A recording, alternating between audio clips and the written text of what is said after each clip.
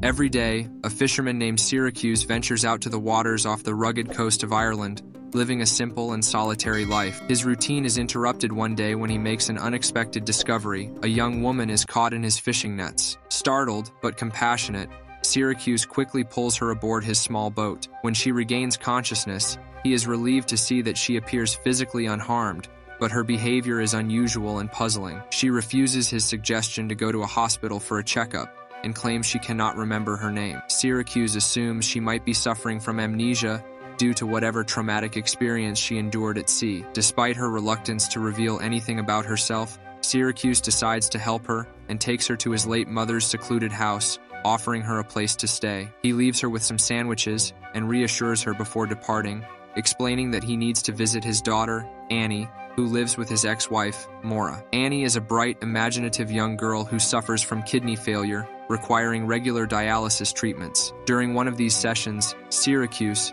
who clearly dotes on her, tells her a story about a fisherman who catches a mysterious woman from the sea in his nets. Annie, with her keen interest in folklore and myths, suggests that this woman might be a selkie, a mythical creature she learned about at school. According to legend, selkies are seal-like creatures that can come ashore in human form, but must eventually return to the sea. After Annie's dialysis session, Syracuse takes her back to Maura's house. Maura, who is struggling with her own issues, eagerly shows Annie a new electric wheelchair she has received. Although Annie is excited and shows her father how it works, the moment quickly turns sour when Maura criticizes Syracuse for not talking to the doctor about finding a new kidney for their daughter. The following morning, Syracuse returns to check on the mysterious woman whom he found in the nets the previous day. He is surprised to find her washing clothes in a stream, singing a haunting melody in an unfamiliar language. When she asks if she can join him on his boat, Syracuse agrees, intrigued by her presence and the mystery surrounding her. During their time at sea,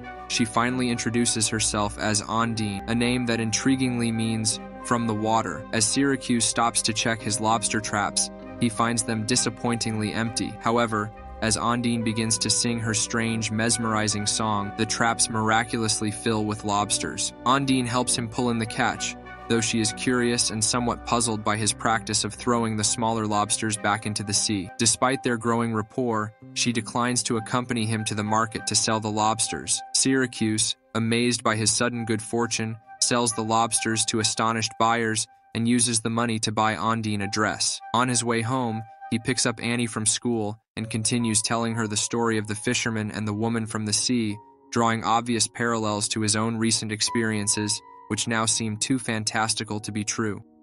After dropping Annie off at Maura's home, Syracuse returns to his mother's cottage, where Ondine has been staying. He finds her conversing with his father, who inquires about her plans. Hearing that it's up to Syracuse to decide how long she stays, he begins to entertain the possibility of Ondine remaining with him indefinitely. The idea of her presence permanently changing his and Annie's lives into something like the fairy tale he's been telling his daughter becomes increasingly appealing. Meanwhile, Annie, having observed the interactions between her father and Ondine, becomes more convinced that Ondine is indeed a selkie. Eager to learn more, she visits the library and borrows several books on selkies and related legends. Syracuse, dealing with his own inner turmoil and lingering doubts, visits the local church to confess. He admits to the priest that although he hasn't touched alcohol in over 2 years, he still considers himself an alcoholic, plagued by the memories and struggles of his past. He shares a recurring dream he's been having, in which he attends the funeral of his ex-wife Maura's new husband, Alex. In the dream,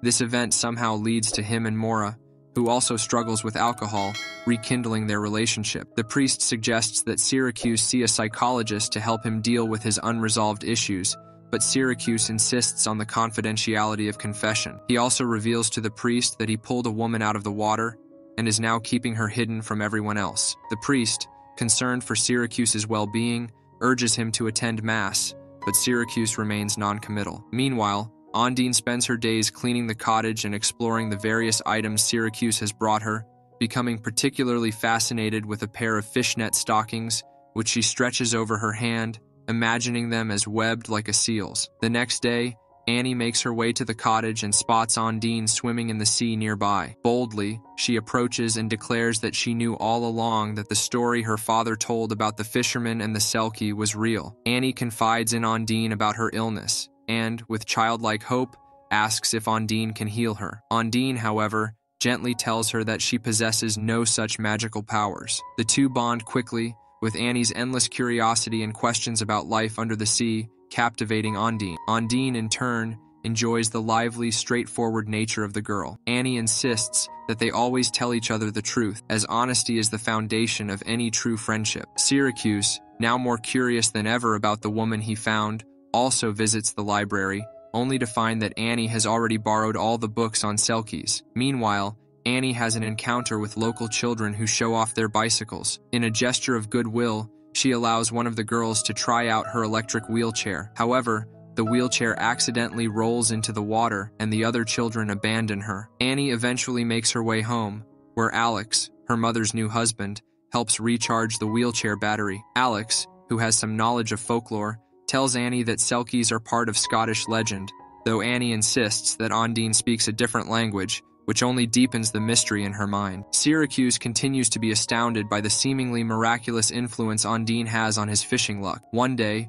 he finds her sitting on a pontoon in the middle of the bay and offers to take her back to his boat. During their time together, he asks her to steer the boat, but when a patrol boat suddenly approaches, Ondine quickly hides in the hold, using her foot to steer. Syracuse half-jokingly teases her about her apparent skill. As they continue their journey, Ondine begins to sing once again, and Syracuse is amazed when his nets pull up an unexpected bounty of salmon, a fish that his nets are not designed to catch. The sight of this abundant catch fills Syracuse with a sense of wonder and disbelief. However, before he can fully enjoy his newfound luck, the patrol boat returns, and the wildlife officers board his vessel, demanding to inspect his nets. Syracuse shows them the nets, which are dry and ordinary, proving that he couldn't have used illegal methods to catch the salmon. The officers are skeptical, but leave after Ondine confirms Syracuse's story, much to his relief. Back at the harbor, Syracuse and Ondine sell the catch, and he offers to buy her a gift. Ondine chooses another dress,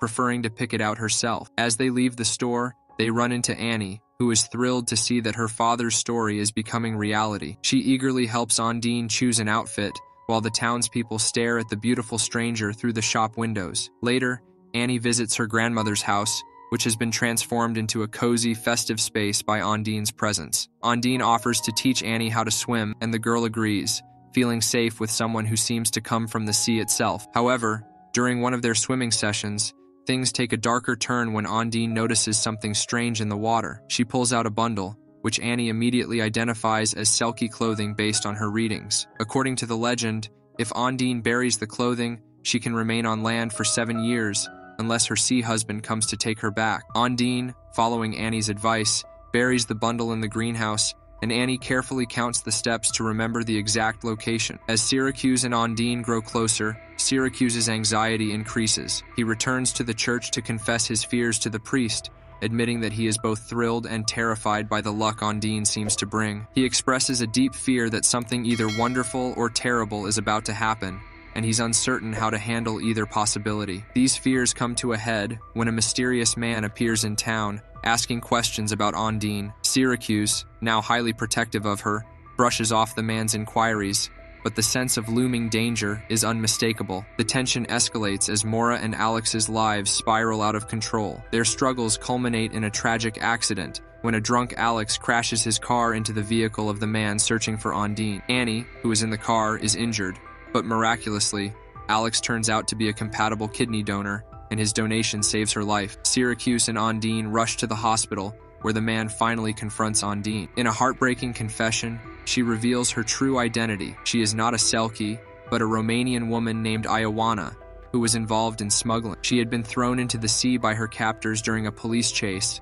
and managed to survive by swimming until she was caught in Syracuse's net. As the film reaches its climax, Syracuse, driven by his love for Ondine and his desire to protect his daughter, faces off against the criminals who have tracked Ioana down. A tense and dangerous confrontation ensues, with Syracuse and Ondine narrowly escaping harm. In the end, Syracuse's bravery and quick thinking save them, and Ondine is finally free from the ghosts of her past. However, Ondine now faces the threat of deportation, which looms over their newfound happiness. Determined not to lose her, Syracuse proposes marriage, offering her a way to stay in Ireland and continue their life together. In the final scenes, Annie, now recovering from her surgery, tells the priest that her father is getting married, closing the story on a hopeful note. The last image we see is of Syracuse and Ondine sailing off together, their lives now intertwined in a story that began as a fantastical tale but has become their new reality, a blend of love, myth, and the harsh truths they have faced together. End the movie. If you enjoyed this video, be sure to check out our other recaps and subscribe for more content. Thanks for watching, and we'll see you in the next video.